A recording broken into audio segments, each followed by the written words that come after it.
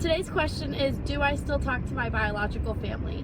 And it's a great question. Just as a really quick recap, I was in foster care from age 10 to 18. I was one of 6 kids, right? Initially, we were all split up by our dads. And from there, the developmental stages are so important for kids to be connected to their siblings. And whenever you don't have that, there's gaps. I mean, there's obvious gaps that were driven because of our specific age groups and where we lived and all of the different things.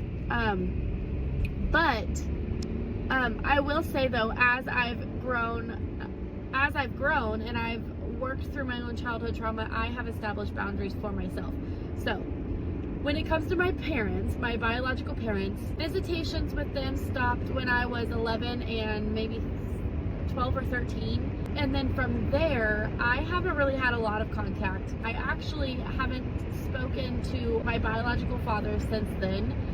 He did write me after this whole kid situation happened, but I have absolutely zero interest in ever having a relationship with him. As far as my biological mom, I do see her at family gatherings whenever I am in town, and whenever she is included in those family gatherings. But when it comes to my siblings, I have a really good relationship with my oldest sister. We talk quite often, love her to pieces.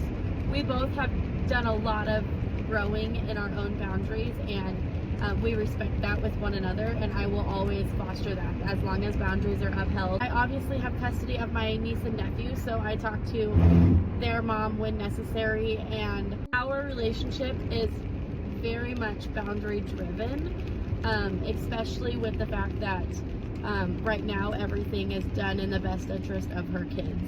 I talk to a couple of my sisters every now and then, one a little bit more so than the other. Typically it's whenever she is at my oldest sister's house.